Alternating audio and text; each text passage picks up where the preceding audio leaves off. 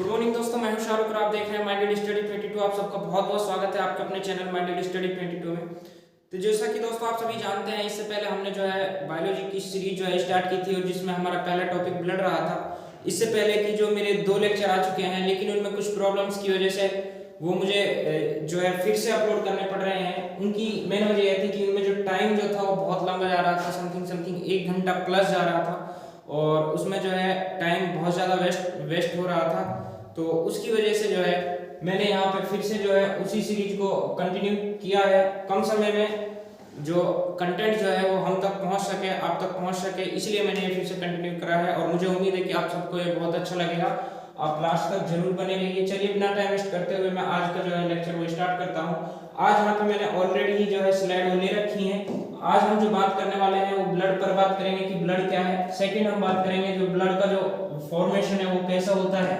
Third हम बात करेंगे ब्लड जो है हमारी बॉडी में कहाँ पे स्टोर रहता है। फोर्थ हम बात करेंगे जो ब्लड का नेचर है वो कैसा रहता है। फिफ्थ हम यहाँ पे बात करेंगे ब्लड की जो वॉल्यूम है वो कितनी रहती है। उसके बाद हम बात करेंगे ब्लड का जो वेट है वो कितना रहता है और लास्ट में हम बात करेंगे क्लॉटिंग ऑफ ब्लड, यानी ब्लड का जो थक्का बनता है वो किस तरीके से बनता है। तो आज हम ये सारी चीजें यहाँ पे जानने वाले हैं और बहुत ही कम समय में बहुत ही अच्छे से यहाँ पे मैं आपको बताने वाला हूँ। तो चलिए आज हम स्टार्ट करते हैं। पहला हमारा टॉपिक है ब्लड क्या है। देखिए ब्लड की जब हम बात करते हैं तो ब्लड एक टिश्यू होता है। ब्लड क्या होता है? एक टिश्यू होता है। कैसा टिश्यू होता है? फ्लूइड कनेक्टिव टिश्यू होता है। यानी फ्लूइड की मैं बात करूं तो हिंदी में द्रव बोलते हैं, यानी तरल बोलते हैं। और वहीं पे अगर मैं कनेक्टिव की बात करूं तो कनेक्टिव को संयोजी बोलेंगे, हिंदी में कनेक्टिव को संयोजी बोलेंगे। और वहीं पे टिश्यू की अगर मैं बात करूं तो टिश्यू को उत्तक बोलते हैं, टिश्यू को उत्तक बोलते हैं। तो यहाँ पे जो है ब्लड जो है यानी रक्त जो है, रक्त क्या है? रक्त एक उत्तक होता है। कैसा उत्तक होता है? संयोजी उत्तक होता है और प्लस में वो तरल भी होता है, यानी द्रव भी होता है।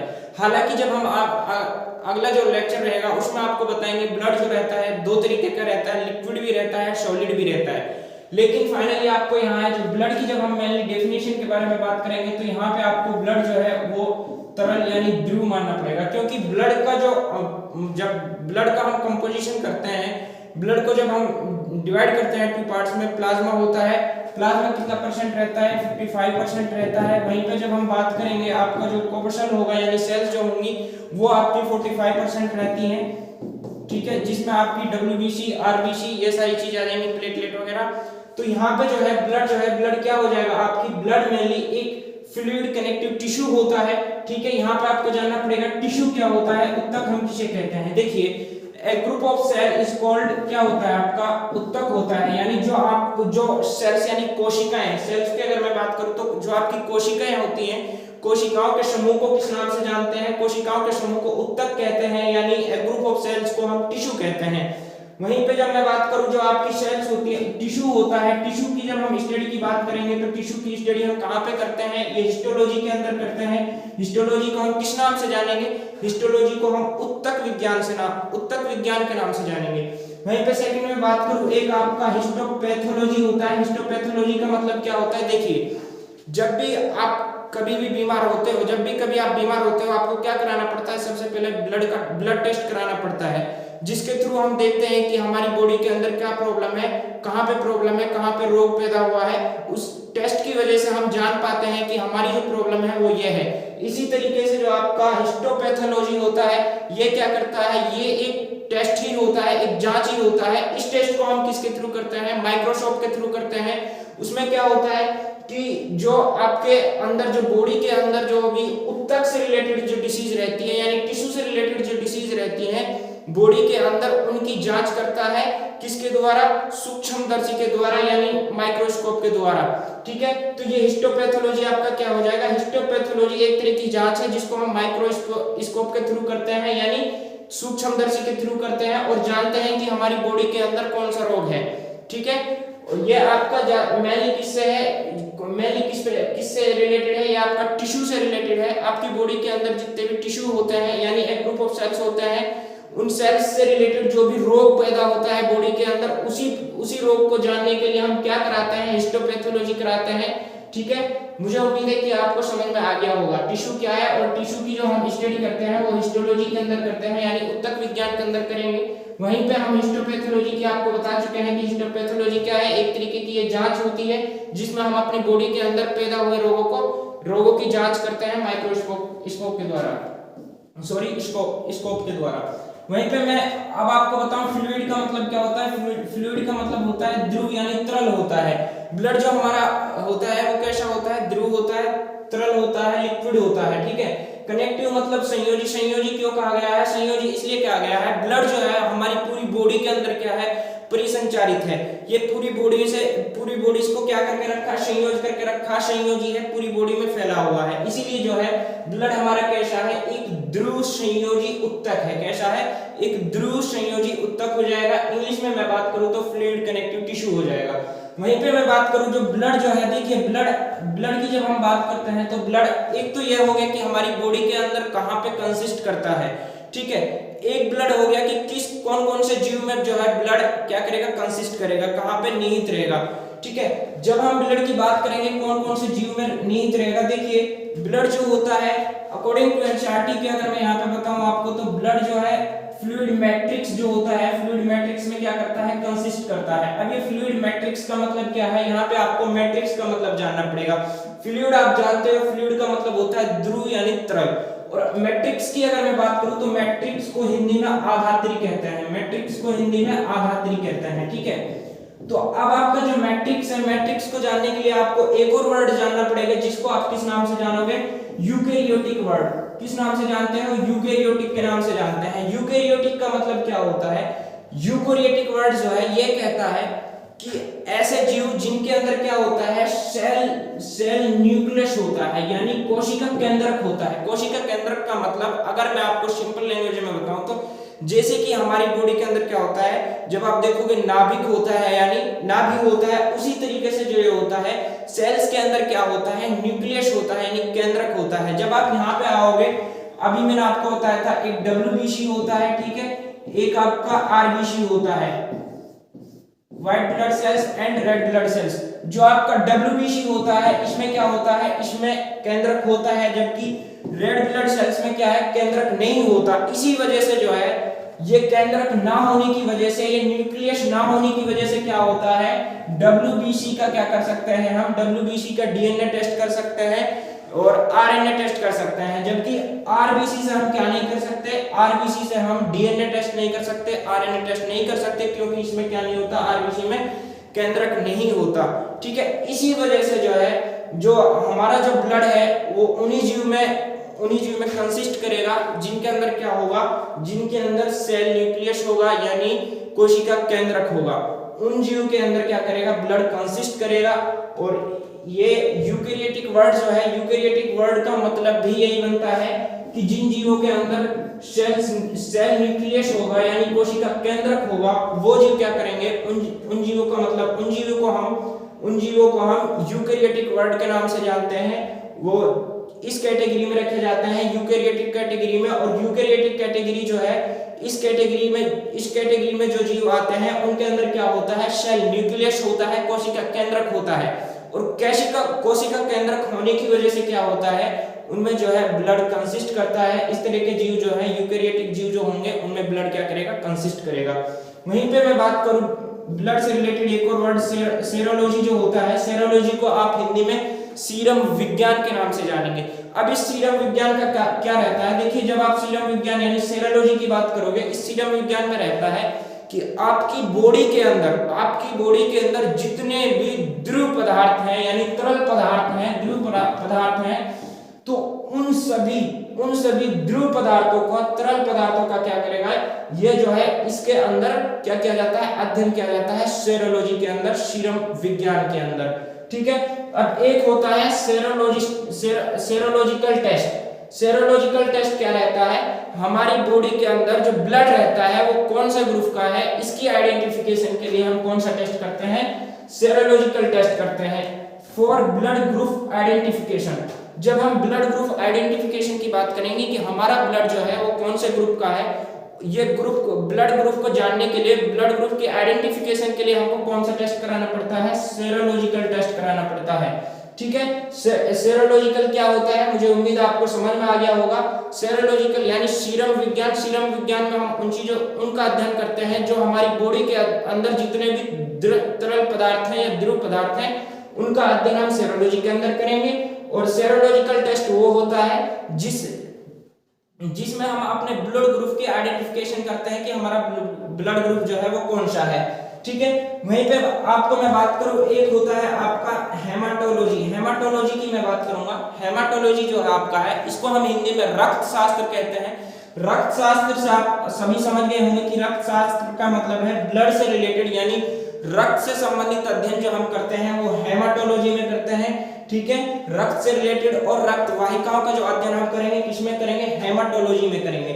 एक आपका हो जाता है हेमाटोलॉजिस्ट हो जाता है। हेमाटोलॉजिस्ट क्या होता है, हेमाटोलॉजिस्ट वो होता है जैसे कि ब्लड का जो अध्ययन करता है, ब्लड का अध्ययन करता जो होता है उसी को हम हेमाटोलॉजिस्ट के नाम से जानते हैं, ठीक है। जो ब्लड के बारे में क्या करता है, सर्चिंग करता है, ब्लड के बारे में जानता है, इंफॉर्मेशन प्राप्त करता है, नॉलेज रखता है, अध्ययन करता है, स्टडी करता है, उसी को हम किसके नाम से जानेंगे, हेमाटोलॉजिस्ट के नाम से जानते हैं। और हेमाटोलॉजी की मैं बात करूं तो हेमाटोलॉजी क्या होता है, आपका रक्त शास्त्र को होता है जिसमें आप रक्त और रक्त वाहिकाओं से रिलेटेड क्या करते हैं, अध्ययन करते हैं।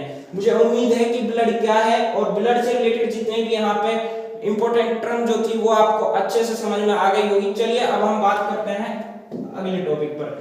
अब हम बात करेंगे कि जो ब्लड का फॉर्मेशन है वो कैसा होता है, ब्लड का निर्माण जो है वो कैसे होता है हमारी बॉडी के अंदर। सॉरी माफी चाहूंगा, यहाँ पे मैं अब आपको बताता हूँ फॉर्मेशन जो है, ब्लड का फॉर्मेशन कैसा होता है। देखिए रुधिर की अगर हम बात करें, रुधिर के निर्माण की या रक्त के निर्माण की अगर बात करेंगे तो वो दो तरह से होता है, एक तो लीवर में होगा, एक आपका बोन मैरो में होगा। अब आपका लीवर में कब होगा और बोन मैरो में कब होगा ये आपको जानना पड़ेगा। देखिए जब हम लीवर की बात करेंगे तो लीवर में जो ब्लड का जो फॉर्मेशन है वो तब होता है जब बच्चा अपनी माँ के पेट में रहता है। तो उस कंडीशन में जो ब्लड का फॉर्मेशन है वो कहाँ पे रहेगा, वो ब्लड का जो फॉर्मेशन है वो लीवर में होगा। कहाँ पे होगा, लीवर में होगा। ब्लड का जो निर्माण है वो कहाँ से होगा, लीवर से होगा। क्योंकि जब बच्चा रहता है उसके अंदर क्या नहीं रहती है, बोन नहीं रहती है, यानी हड्डियां नहीं रहती हैं। इस वजह से जो है बच्चा जब माँ के पेट में रहता है यानी भ्रूण अवस्था में रहता है, एम्ब्रियो अवस्था में रहता है, तो उस अवस्था में हम क्या करते हैं, जो ब्लड का जो फॉर्मेशन है वो कहाँ पे होता है, लीवर में होता है, लीवर से होता है, ठीक है। वहीं पे अगर हम बात करें दूसरी कंडीशन में, जब बच्चा अपनी माँ के पेट से बाहर आ जाता है यानी जब वो जन्म ले लेता है इस दुनिया में, जब वो आ जाता है तो तब जो क्या होता है, तब बोन मैरो में ब्लड का क्या होता है, निर्माण होता है, यानी ब्लड का फॉर्मेशन होता है। अब बोन मैरो को हम बात करें तो अस्थि मज्जा के नाम से, हिंदी में हम अस्थि मज्जा के नाम से जानते हैं।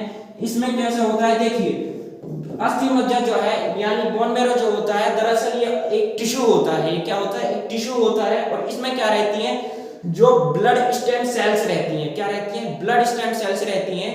ये कहाँ पर रहती हैं, ये हड्डियों के अंदर रहती है। कहाँ पे रहती हैं, ये हड्डियों के अंदर रहती हैं ब्लड स्टेम सेल्स। ये सेल्स क्या करती है, ये खुद को ही क्या करती है, कोर्पसल में क्या कर देती है, चेंज कर देती है। ये आपका जो कोर्पसल होता है, कोर्पसल का मतलब जो है, जब आपको जब ब्लड के बारे में मैं आपको बताऊंगा, जब ब्लड जो है वो दो तरह का होता है। एक आपका क्या रहेगा, ब्लड एक पार्ट आपका रहेगा प्लाज्मा का जो कि 55% रहता है, और एक जो है आपका पार्ट कितना रहेगा, 45% जो कि आपका कोर्पसल का रहेगा। ये आपका 55% हो जाएगा, ठीक है। कोर्पसल यानी सेल्स, इसको हम किस नाम से, सेल्स के नाम से भी जानते हैं या कोर्पसल के नाम से भी जानते हैं। ये जो पार्ट आपका होगा, ठीक है, यही है।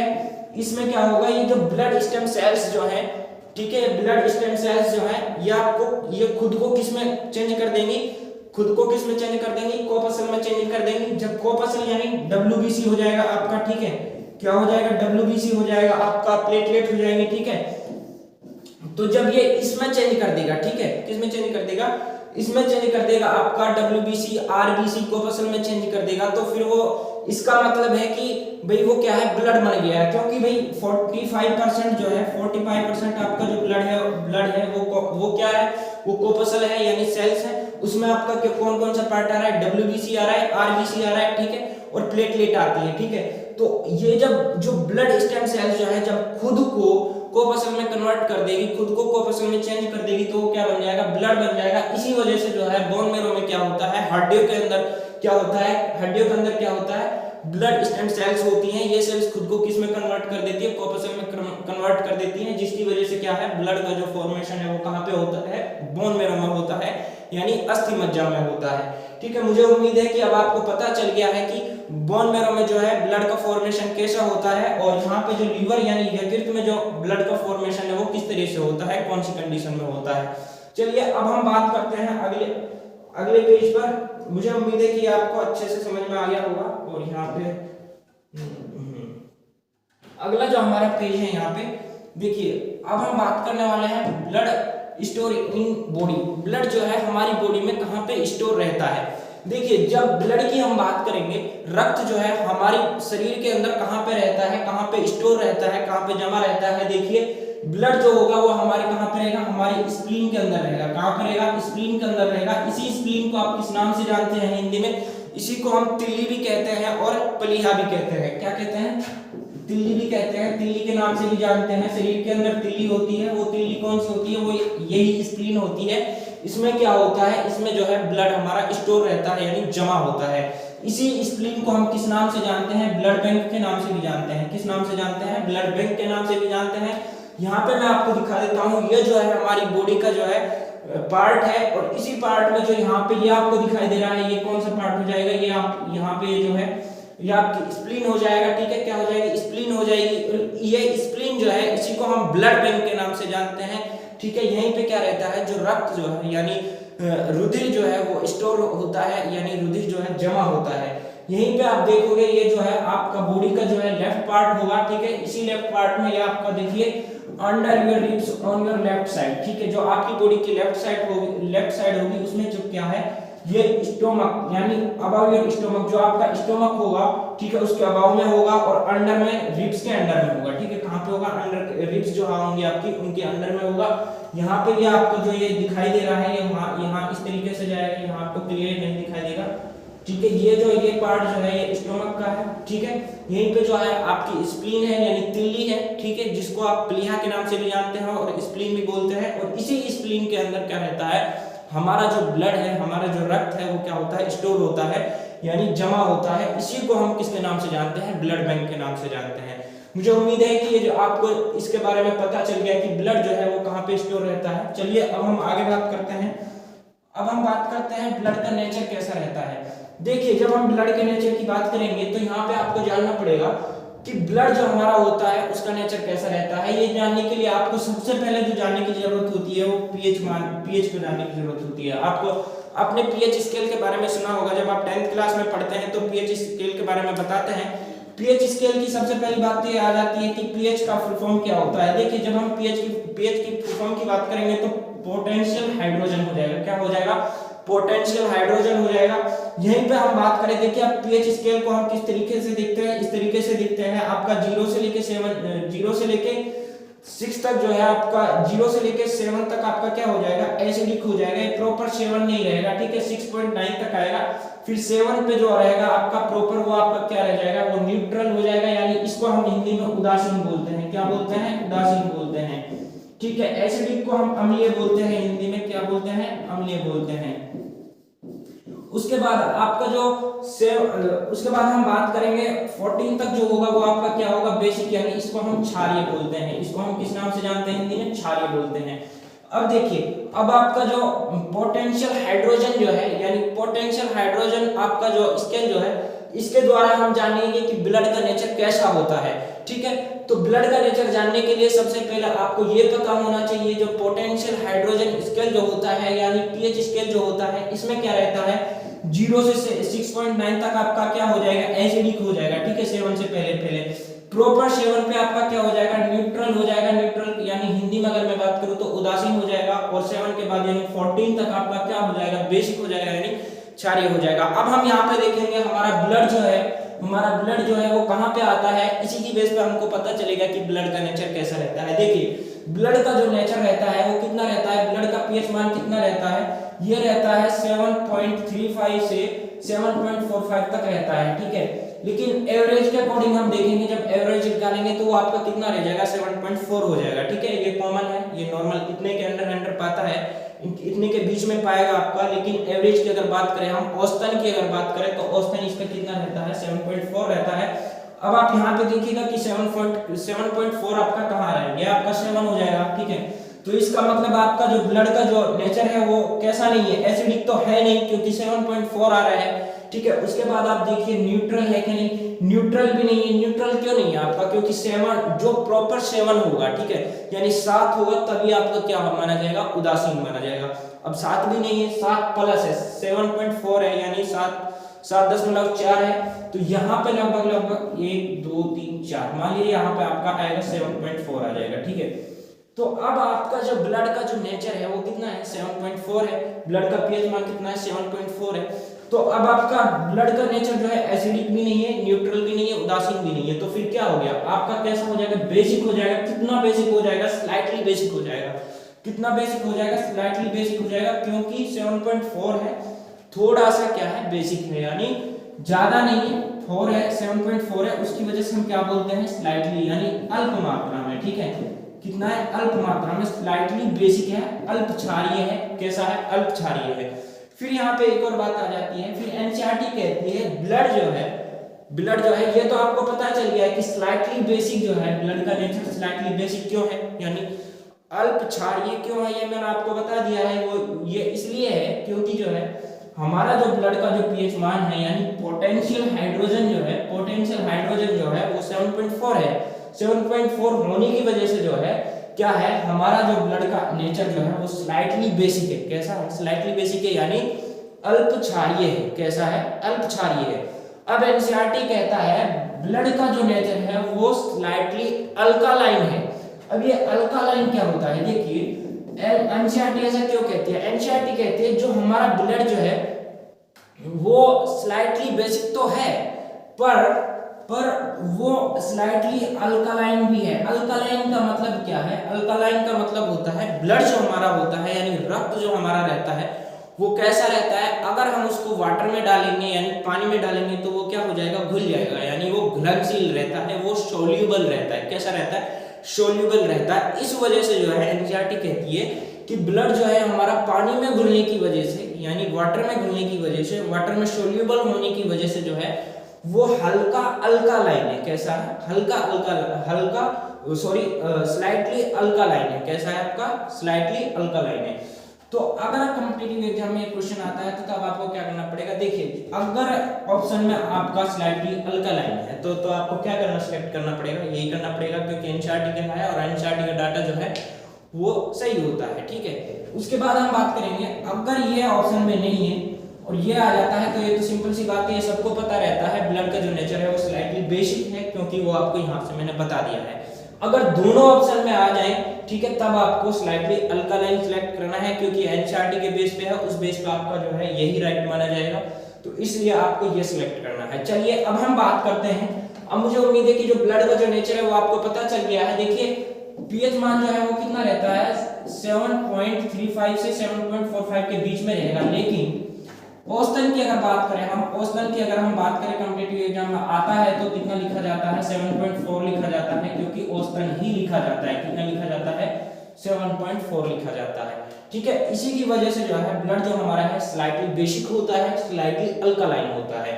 ठीक है, पीएच मान जो है, पीएच स्केल जो हमारा होता है, पीएच की फुल फॉर्म होती है पोटेंशियल हाइड्रोजन होती है। ठीक है, अब न्यूट्रल यानी उदासीन, बेसिक यानी क्षारीय, एसिडिक यानी अम्लीय, ब्लड हमारा कैसा है, हल्का क्षारीय है, यानी स्लाइटली बेसिक है, स्लाइटली अल्कालाइन है।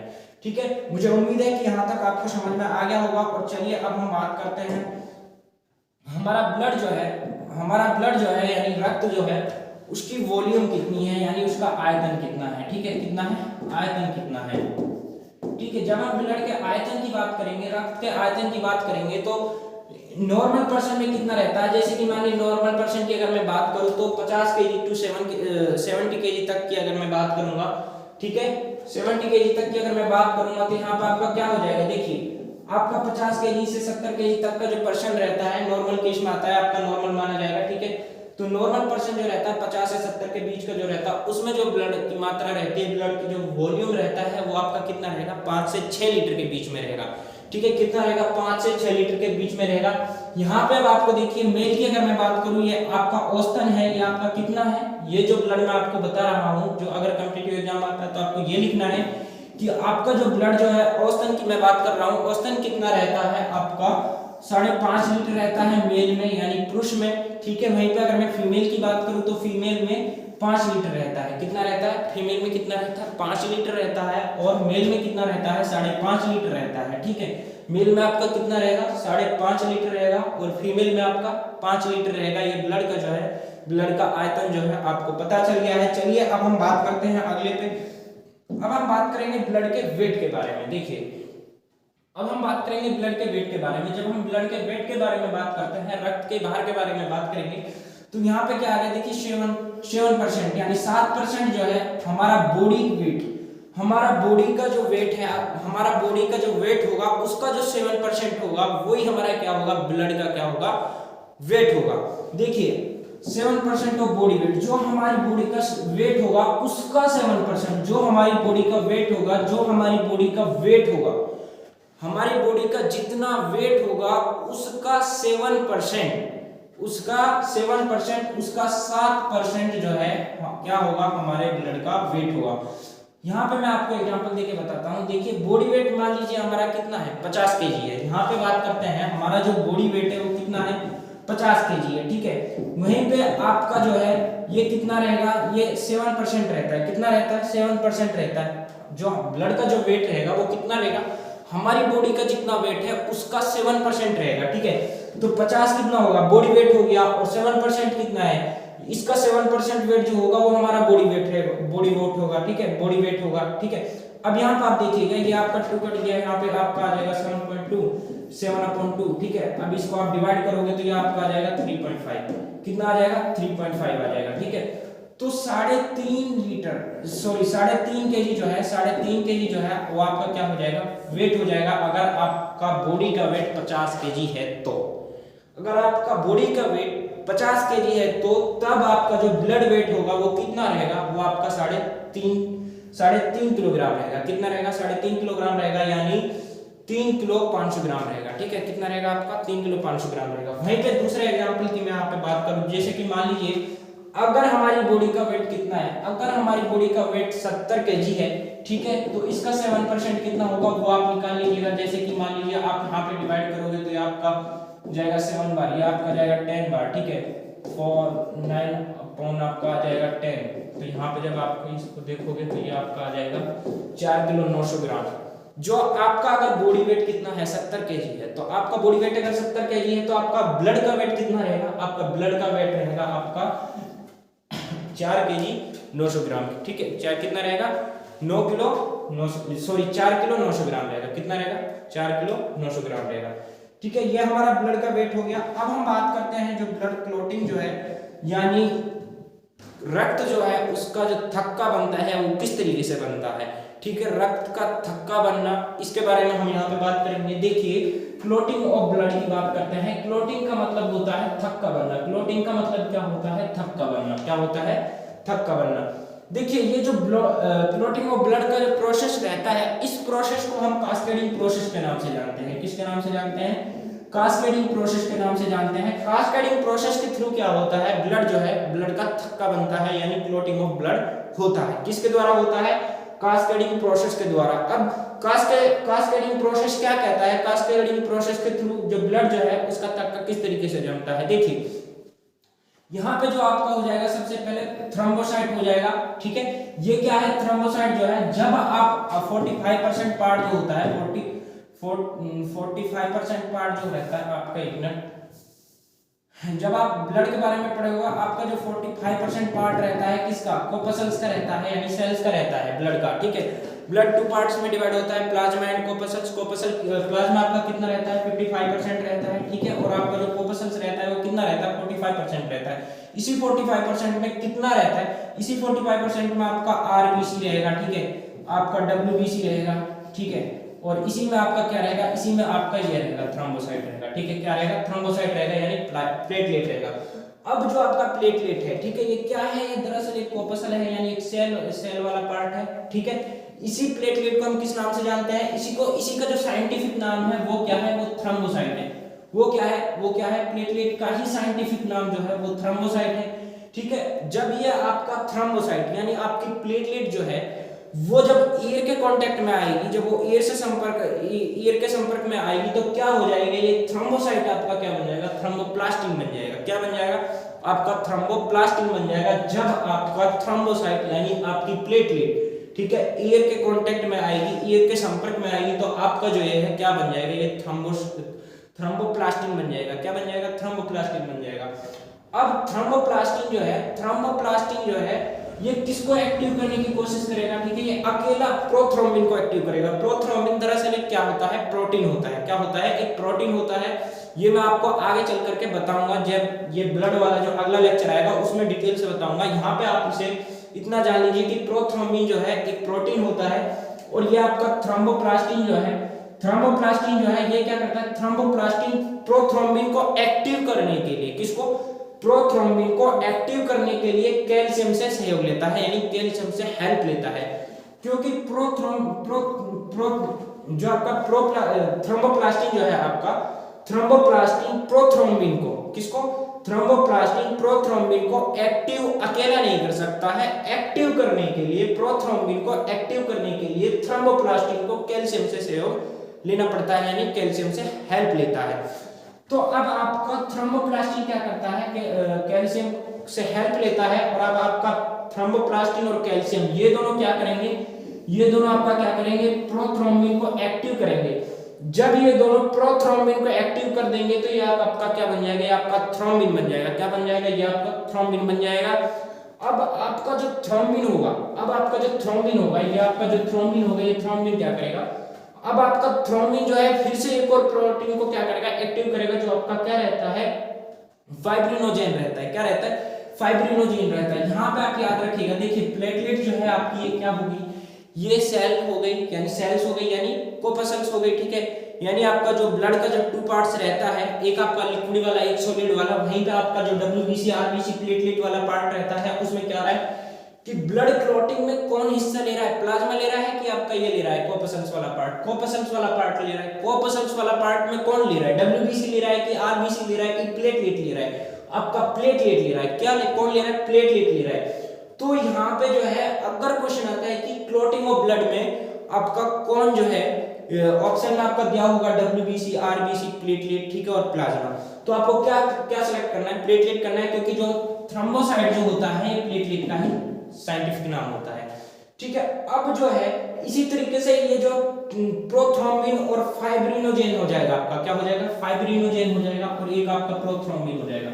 ये दोनों क्या है, ये दोनों प्रोटीन होते हैं। कैल्शियम की अगर मैं बात करूं तो कैल्शियम के बारे में आपको सबको पता है, कैल्शियम क्या होते हैं, धातु होती है, यानी मेटल होता है, ठीक है।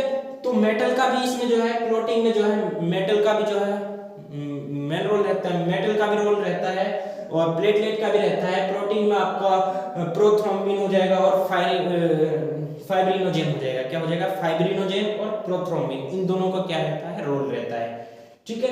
तो अब आपका जो ये थ्रोम्बिन हो जाएगा, क्या हो जाएगा, थ्रोम्बिन जो हो जाएगा, थ्रोम्बिन जो है किसको एक्टिव करेगा, थ्रोम्बिन किसको एक्टिव करेगा, फाइब्रिनोजेन को एक्टिव करेगा, ठीक है। जब ये इसको एक्टिव कर देगा तो ये क्या बन जाएगा, फाइब्रिन बन जाएगा। अब जो ये आपका फाइब्रिन जो है, अब ये जो आपका फाइब्रिन जो है ये क्या होता है, देखिए फाइब्रिन जो है, फाइब्रिन में यहाँ पे जो है पिक लगाना यहाँ पे भूल गया, और उसकी वजह से चलिए मैं यहाँ पे आपको फिर से लगा देता हूँ, आपको दिखा देता हूँ कि आपका जो फाइब्रिनोजेन है वो क्या है। देखिए यहाँ पे मैं आपको फाइब्रिनोजेन दिखाता हूँ, ये आपका क्या हो जाएगा, ये जो है आपका ये क्या है, ये आपका फाइब्रिनोजेन है। यहाँ पे देखिए ये जो आपको यहाँ पे दिखाई दे रहे हैं, ये यहाँ पे जो आपको ये जाली नुमा के टाइप के दिखाई दे रहे हैं, व्हाइट व्हाइट से जाल सा दिखाई दे रहा है, ये जो आपका क्या हो जाएगा, ये जाल सा जो दिखाई दे रहा है यही आपका क्या है, फाइब्रिन है। ये आपका क्या है, ये आपका फाइब्रिन है। और जो ये फाइब्रिन है ना, ये जाली नुमा वाला, ये क्या रहता है, ये हमारे ब्लड में रहता है। मान लीजिए ये आपका जो फाइब्रिन जो है, ठीक है, फाइब्रिन जो है ये क्या करता है, अगर मान लीजिए यहाँ से अगर मान लीजिए हमारा हैंड कट जाता है, ठीक है, तो ये किसके कांटेक्ट में आएगा, ईयर के कांटेक्ट में आएगा, ठीक है। तो ये जो है ना, ये तो यहाँ से क्या रहता है, ये फाइब्रिनोजेन का मेन रोल क्या रहता है, पहले बात आप फाइब्रिनोजेन को, इसको फाइब्रिन को समझो। फाइब्रिन जो है ये जालीनुमा रहता है। जैसे ही मान लीजिए आपका जो है ब्लड कहीं से ब्लड जो है यानी ये एंटी क्लॉटिंग एजेंट जो होता है हेपरिन जो होता है, हेपरिन क्या करता है, मान लीजिए हैंड कट जाता है तो हेपरिन क्या करता है, ब्लड का थक्का बनाता है, ठीक है। ये हेपरिन जो है ब्लड के अंदर रहता है, हमारी पूरी बॉडी के अंदर रहता है, ब्लड में रहता है, क्या हेपरिन रहता है। ये कहीं पे भी बॉडी के अंदर क्या नहीं करने देगा, ये थक्का नहीं जमने देगा। लेकिन इस हेपरिन जो है आपका हेपरिन जो हो जाएगा, इसकी कमी क्या है, अगर ये ईयर के कांटेक्ट में आ जाएगा तो ये मर जाएगा। क्या हो जाएगा, ईयर के कांटेक्ट में आ जाएगा तो मर जाएगा। अब आपका जो ये हेपरिन जो है अगर ये पूरे ब्लड के अंदर है, ठीक है, और इसमें ईयर लग जाएगा तो क्या हो जाएगा, ये ब्लड का जो है थक्का बन जाएगा वहीं पे, क्योंकि यहाँ पे जो है ब्लड का थक्का कब बनेगा, ये हेपरिन जो है आपका ये क्या नहीं बनने देता है, ये थक्का नहीं बनने देता है। जबकि ये सब क्या करता है, थक्का बनाने की कोशिश करता है। आपका ये थ्रोम्बोप्लास्टिन हो गया, थ्रोम्बिन हो गया और फाइब्रिन जो हो गया, ये क्या करता है, ये ब्लड का थक्का बनाता है। अब देखिए फाइब्रिन जो है आपका, फाइब्रिन क्या कर रहा है, देखिए ये जालीनुमा रहता है, ब्लड के अंदर रहता है, और ब्लड में क्या रहता है, हेपरिन भी रहता है, ठीक है। तो अब ये क्या है, आरबीसी हो गई आपकी, डब्ल्यूबीसी हो गई, प्लेटलेट हो गई, ये सारी चीजें क्या है, ब्लड के अंदर बहती रहती हैं, ठीक है, क्या रहती है, ब्लड में रहती हैं। तो अब जो है मान लीजिए ये जो फाइब्रिन जो है अगर ये एक्टिव होता है, अगर ये एक्टिव होता है तो ये जो जालीनुमा रहता है, तो ये सारी जो है डब्ल्यूबीसी आरबीसी प्लेटलेट जो है ये इसमें फंस जाएंगी। देखिए यहाँ पे फंसा हुआ दिखाई दे रहा है, ठीक है। अगर ये इसमें फंस गई, ठीक है, डब्ल्यूबीसी आरबीसी और प्लेटलेट अगर इसमें फंस गई तो आपका क्या हो जाएगा, जो है ब्लड का थक्का बन जाएगा। और ये जो है फाइब्रिन जो है कब एक्टिव होगा, फाइब्रिन जो है कब एक्टिव होगा, फाइब्रिन जो आपका कब एक्टिव होगा, जब आपका हेपरिन जो है क्या हो जाएगा, मर जाएगा, यानी हेपरिन जो है ईयर के कांटेक्ट में आ जाएगा। जैसे ही आप कटे वहां से ईयर के कांटेक्ट में आए और हेपरिन जो है, हेपरिन की क्या हो गई, डेथ हो गई। जैसे ही हेपरिन की डेथ हुई तो ये जो है आपका फाइब्रिन हो जाएगा, ठीक है। ये सब क्या है वहां पे आ जाते हैं और फाइब्रिन एक्टिव हो जाता है, वहां पे जालीनुमा हो जाता है, ठीक है। अब यहाँ का जो हेपरिन है जो वो मरा हुआ है, और मरने के बाद क्या है आपका जो है ब्लड जो है वो यहाँ पे इस फाइब्रिन में जो है फंस जाता है, और फंस जाने की वजह से क्या है वहीं पे थक्का बन जाता है, ठीक है। ये क्या होता है, ये सब हेपरिन की वजह से होता है, ठीक है। ये जो है क्लॉटिंग नहीं बनने देता है जब तक ये बॉडी के अंदर रहता है। अगर ये ईयर के कांटेक्ट में आते ही हेपरिन आपका खत्म हो जाता है, और खत्म होने के बाद जो है ब्लड क्या होता है, ब्लड का थक्का जम जाता है, ठीक है। तो ये जो है मेनली जो है प्रोसेस, जो आज का जो मैंने आपको कास्केडिंग प्रोसेस बता दिया है, सारी चीजें मैंने यहाँ पे आपको बता दिया है कि ब्लड जो है उसका वेट कितना रहता है, वॉल्यूम कितनी रहती है, ठीक है, ब्लड क्या रहता है, ठीक है, आपका हेमाटोलॉजी क्या रहता है, हेमाटोलॉजिकल क्या रहता है, ठीक है। ये सारी चीजें मैंने आपको बता दिया है। उसके बाद मैंने आपको क्या बताया, आपको ये जो है यहाँ पे देखिए मैं आपको दिखाता हूँ। यहाँ पे हमने सबसे पहले बात किस पे की थी, देखिए एक बार मैं रिवाइज करवा देता हूँ।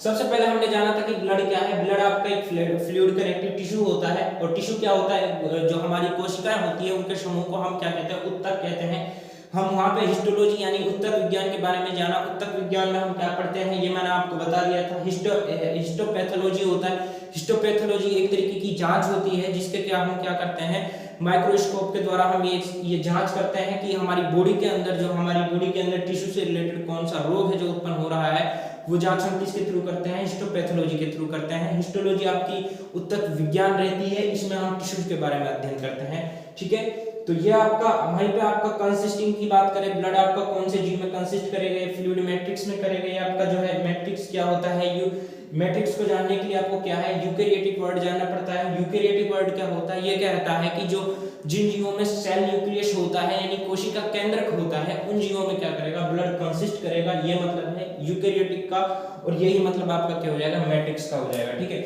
वहीं पे आपको मैंने सेरोलॉजी के बारे में बताया, सीरम विज्ञान के बारे में बताया। हमारी बॉडी के अंदर जितने भी द्रव पदार्थ रहते हैं, तरल पदार्थ रहते हैं, लिक्विड पदार्थ रहते हैं, उनका जो है अध्ययन जो है हम किस में करते हैं, उनका अध्ययन हम किस में करेंगे, सेरोलॉजी में करेंगे, सीरम विज्ञान में करेंगे। वहीं पे मैंने आपको बताया था सेरोलॉजिकल जो टेस्ट होता है, ये क्या रहता है, सेरोलॉजिकल टेस्ट रहता है जो हमारा ब्लड रहता है यानी रक्त जो हमारा रहता है वो कौन से समूह का है, कौन से ग्रुप का है। ग्रुप आइडेंटिफिकेशन के लिए ब्लड ग्रुप आइडेंटिफिकेशन के लिए हमें कौन सा टेस्ट कराना पड़ता है, सेरोलॉजिकल टेस्ट कराना पड़ता है। वहीं पे मैंने आपको बताया था हेमाटोलॉजी क्या रहता है, हेमाटोलॉजी रक्त शास्त्र होता है, इसमें हम रक्त का अध्ययन करते हैं और रक्त वाहिकाओं का अध्ययन करते हैं। वहीं पे मैंने आपको बताया था हेमाटोलॉजिस्ट क्या होता है, हेमाटोलॉजिस्ट के बारे में मैंने आपको अच्छे से बता दिया था। अब हम यहाँ पे देखिए फिर हमने जाना था ब्लड का फॉर्मेशन है वो कहाँ पे होता है। देखिए ब्लड का फॉर्मेशन दो जगह होता है, एक लीवर से होता है, एक आपका बोन मैरो से होता है।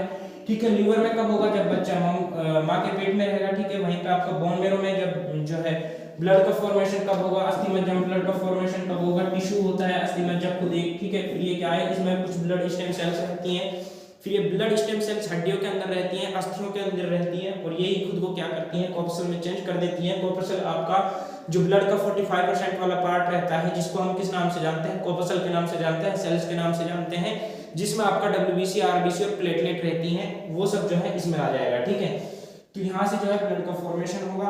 उसके बाद मैंने आपको क्या डिस्कस किया था, उसके बाद मैंने क्या था कि ब्लड जो है बॉडी में कहाँ पे स्टोर रहता है, ये आपका स्प्लीन में स्टोर रहता है, ये आपका कहाँ पे स्टोर रहता है, स्प्लीन में स्टोर रहता है।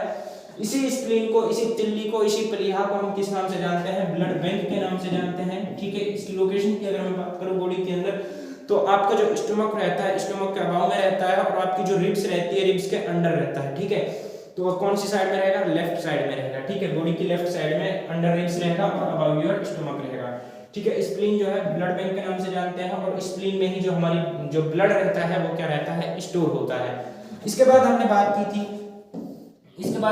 थी ब्लड के नेचर पर। ब्लड के नेचर कितना रहता है, 74 रहता है। ठीक है, 74 रहता है। कैसे रहता है वो हम किस बेस पे जानते हैं, आपका जो पोटेंशियल हाइड्रोजन जो हो जाएगा, पोटेंशियल हाइड्रोजन के बेस पे जब हम देखते हैं आपका जो ब्लड का नेचर है वो 74 होने की वजह से जो है आपका ये स्लाइटली बेसिक हो जाएगा, और स्लाइटली अल्कलाइन क्यों कहते हैं वो मैंने आपको बताया था एनसीईआरटी के बेस पे, कि जब वाटर जो है, वाटर में ब्लड हमारा क्या हो जाता है, सोल्यूबल हो जाता है। सोल्यूबल होने की वजह से जो है आपका जो ब्लड है वो हल्का स्लाइटली अल्कलाइन माना जाता है। ठीक है, ऑन एवरेज की औसतन की अगर हम बात करें तो 7.4 रहता है। लेकिन अगर हम बात करें जो आपका ब्लड का जो पीएच स्केल जो रहता है, पीएच मान जो आपका रहेगा वो कितना रहेगा, 7.35 या 7.45 के बीच में रहेगा। ठीक है, एवरेज की हम बात करें 7.4 रहता है। उसके बाद हमने बात की थी आपको यहाँ पे, उसके बाद हमने बात की थी ब्लड के वॉल्यूम ऑफ ब्लड की बात की थी। ब्लड का आयतन कितना रहता है वो मैंने आपको बता दिया था। अगर नॉर्मल पर्सन की अगर मैं बात करूं तो आपका 5 से 6 लीटर के बीच में रहेगा। वहीं पे औसतन की अगर मैं बात करूं तो औसतन मेल में जो है आपका 5.5 लीटर रहता है, और फीमेल में कितना रहता है, 5 लीटर रहता है। ठीक है, उसके बाद हमने यहाँ पे बात की थी आपको जो ब्लड का है वेट जो है वो कितना रहता है, हमारी बॉडी का जो वेट रहता है उसका 7% वेट जो होगा वो हमारा ब्लड का वेट रहेगा। ठीक है, मान लीजिए मेरी बॉडी का वेट, जितना मेरी बॉडी का वेट रहेगा उसी बॉडी वेट का जो 7% वेट रहेगा वो क्या रहेगा, वो ब्लड का वेट रहेगा। ठीक है, ये मैंने आपको बता दिया था, और यहाँ पे एग्जाम्पल भी दिया था। ठीक है, वहीं पे बात मैं करूँ आगे, जो हमारा जो लास्ट है वो क्या था, वो मैंने आपको ब्लड क्लॉटिंग के बारे में बताया कि ब्लड जो है वो किस तरीके से क्लॉटिंग करता है। इसमें हमने कास्केडिंग प्रोसेस जाना था। ठीक है, यहाँ पे कास्केडिंग प्रोसेस को जानने के बाद हमने क्या करा था, देखिए यहाँ पे मैंने आपको कास्केडिंग प्रोसेस के बारे में बताया था। ठीक है, इसमें क्या रहता है, आपका जो कास्केडिंग प्रोसेस है इसमें सबसे पहले शुरुआत जो होती है वो आपकी प्लेटलेट से होती है। ठीक है, कॉर्पसल से होती है। कॉर्पसल वाला पार्ट जो है प्लेटलेट होता है, जिसको हम साइंटिफिक नाम क्या है, थ्रोम्बोसाइट है। इसी थ्रोम्बोसाइट क्या करता है, जब ये ईयर का कांटेक्ट मारता है तो थ्रोम्बोप्लास्टिन बन जाता है। थ्रोम्बोप्लास्टिन बनने के बाद में प्रोथ्रोम्बिन को एक्टिव करने के लिए कैल्शियम से हेल्प लेता है। जब कैल्शियम को साथ में लेता है तो प्रोथ्रोम्बिन को क्या कर देता है, एक्टिव कर देता है। जब प्रोथ्रोम्बिन को एक्टिव करने के बाद फिर ये क्या बन जाता है, प्रोथ्रोम्बिन बन जाता है, सॉरी थ्रोम्बिन बन जाता है। जब ये थ्रोम्बिन बन जाता है तो थ्रोम्बिन फिर क्या करता है, फाइब्रिनोजेन को क्या करता है, एक्टिव करता है। जब थ्रोम्बिन फाइब्रिनोजेन को एक्टिव कर देता है तो ये क्या करता है, ये फाइब्रिन बन जाता है। फाइब्रिन क्या होता है, फाइब्रिन एक जालीनुमा होता है। ठीक है, कैसा होता है, जालीनुमा होता है। और ये क्या रहता है, ब्लड के जो आपकी रक्तवाहिका रहते हैं उनमें रहता है। तो जैसे ये जो है फाइब्रिन जो है आपका, अगर फाइब्रिन एक्टिव हो जाता है तो क्या है, वहीं पे थक्का बन जाता है, क्योंकि ये जालीनुमा रहता है। और आपकी जो आरबीसी डब्ल्यूबीसी जो है वो इसमें फंसने लगती है, प्लेटलेट जो है वो आपकी इसमें फंसने लगती है। जब वो फंसने लगती है तो वहीं पे जो है ब्लड का थक्का बनने लगता है। ये कब एक्टिव होगा, जब आपका हेपरिन जो है यानी एंटी क्लॉटिंग एजेंट जो आपका है, ये जब हेपरिन है, जिसको आप हेपरिन के नाम से जानते हो, ये हेपरिन जब डेथ हो जाती है, हेपरिन जब खत्म हो जाता है, मर जाता है, जब हेपरिन ईयर के कांटेक्ट में आ जाता है तो आपका फाइब्रिन क्या हो जाता है, फाइब्रिन एक्टिव हो जाता है। और ये वहीं पे क्या कर देता है, ब्लड का थक्का बना देता है। ठीक है, बॉडी के अंदर ब्लड में थक्का इसलिए नहीं बनता है क्योंकि वहां पे एयर नहीं जा पाती है, और एयर ना जाने की वजह से क्या होता है, आपका जो है बॉडी के अंदर ब्लड का थक्का नहीं बनता है। ठीक है, और अगर आप कट जाते हो तो एयर के कांटेक्ट में आने की वजह से हेपरिन मर जाता है, और आपका वहीं पे क्या हो जाता है, ब्लड का थक्का बन जाता है। मुझे उम्मीद है कि आपको यह है जो काफ़ी अच्छे से समझ में आ गया होगा, बहुत ही कम समय में बहुत अच्छा जो है मैंने आपको यहाँ पे बता दिया है। और यदि आपको अच्छा लगा है तो आप शेयर करें, लाइक करें और कमेंट जरूर करें। थैंक यू सो मच, मिलते हैं एक नए वीडियो में। Bye, good night.